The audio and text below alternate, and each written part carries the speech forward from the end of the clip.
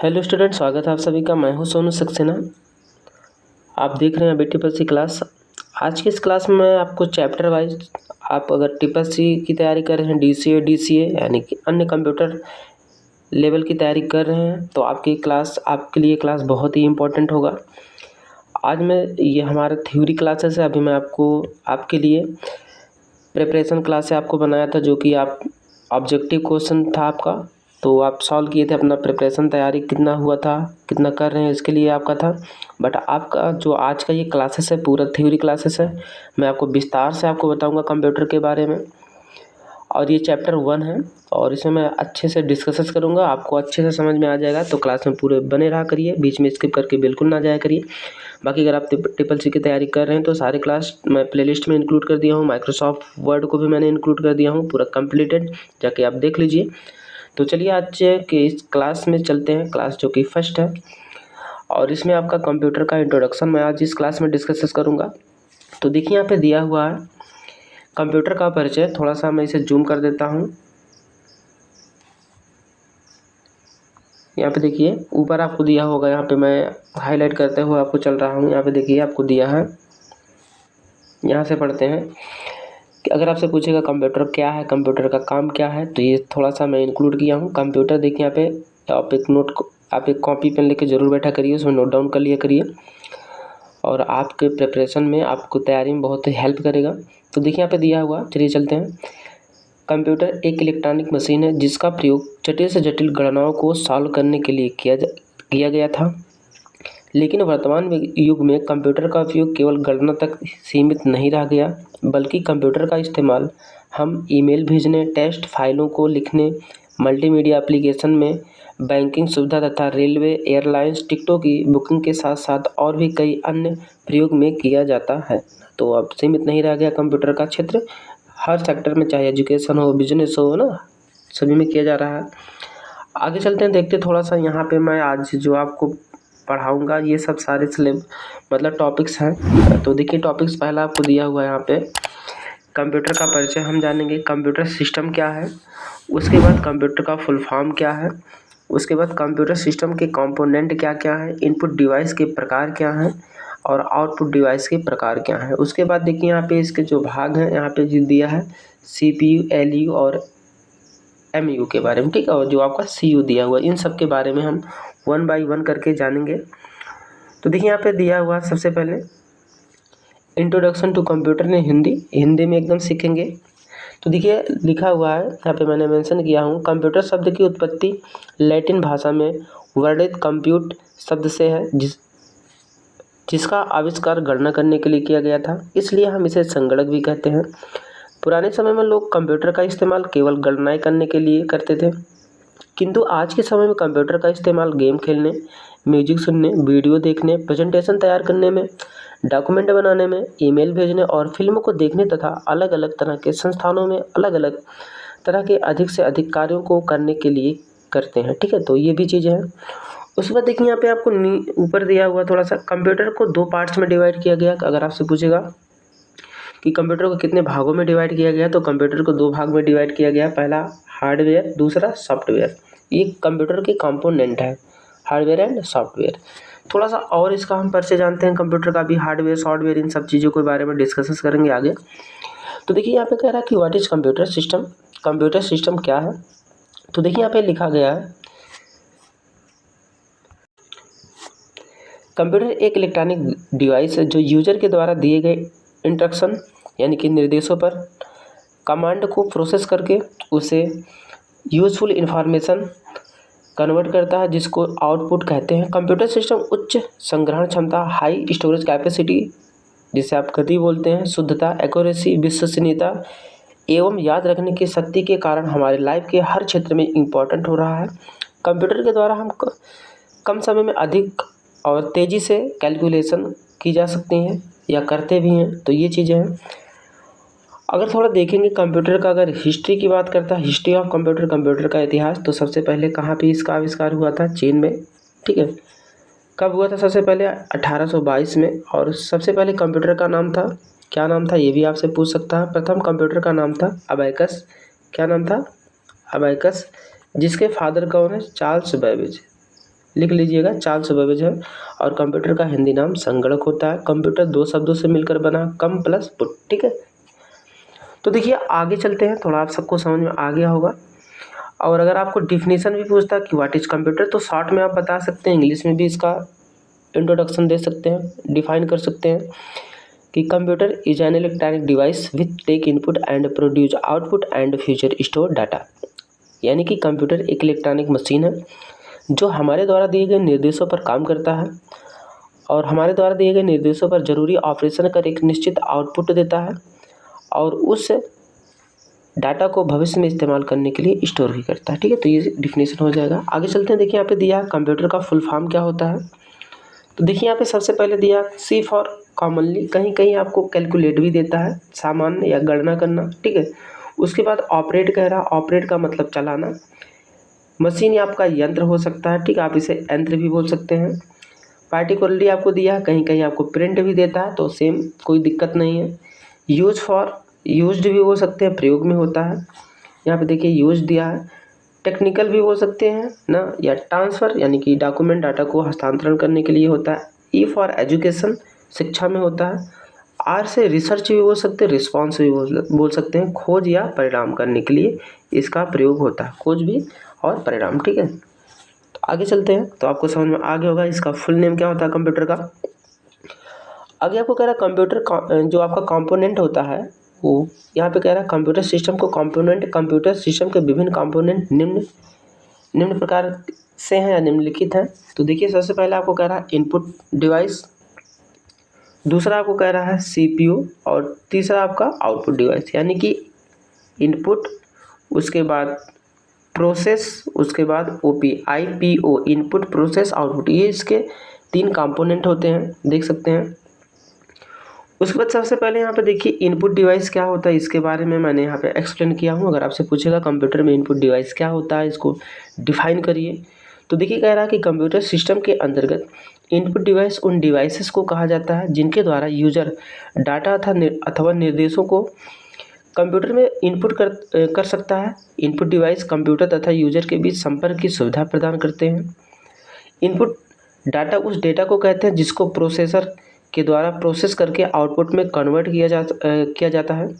Input device कई रूप में उपलब्ध जिसमें यूजर कीबोर्ड और माउस को सबसे ज़्यादा प्रयोग करता है। सिंपल सा आप बोल सकते हैं इनपुट डिवाइस वह डिवाइस होता है जिसके माध्यम से हम किसी डाटा को कंप्यूटर में प्रवेश करते हैं, कंप्यूटर में रखते हैं, जैसे कीबोर्ड, माउस, ये सब इनपुट डिवाइस होते हैं, ठीक है।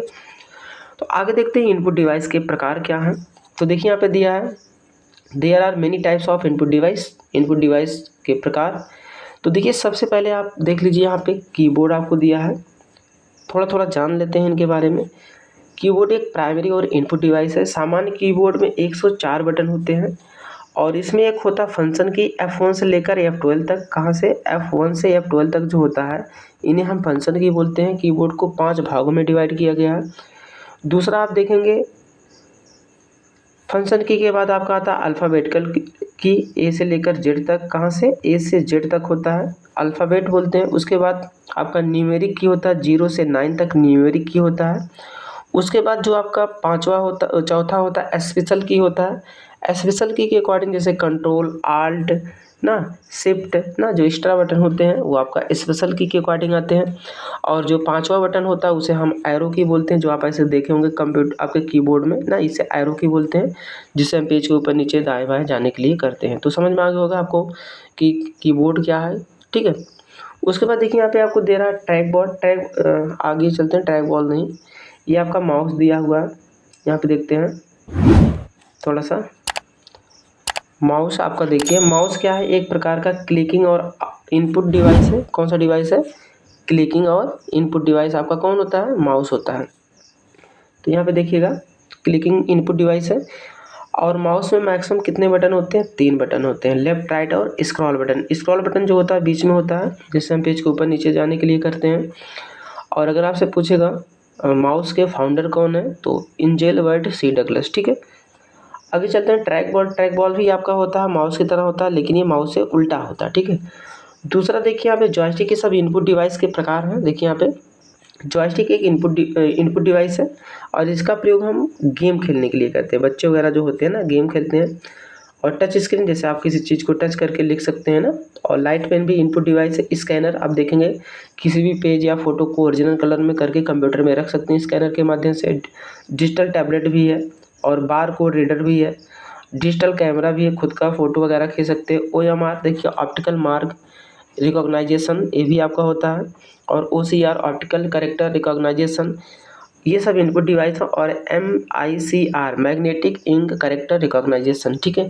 तो ये सारे इनपुट डिवाइस हैं। तो आपको समझ में आ गया होगा इनपुट डिवाइस क्या होता है और इनके काम क्या होते हैं कंप्यूटर में। चलिए आगे चलते हैं, आउटपुट डिवाइस को डिस्कस करते हैं।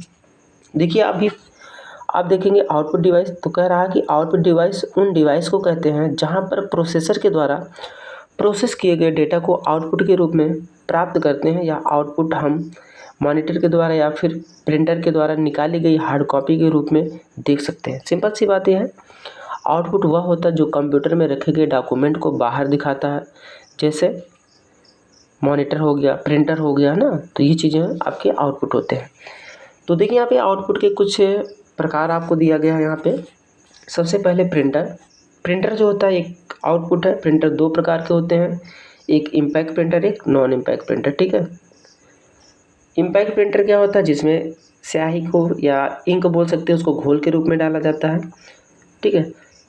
इसे हम डॉट मेंटिव प्रिंटर भी बोलते हैं। और एक होता है आपका जो दूसरा प्रिंटर होता है नॉन इम्पैक्ट, उसे हम जो होता है पाउडर के रूप में डाला जाता है, कलर वगैरह छाप के निकालता है। इसे हम लेजर प्रिंटर के नाम से जानते हैं।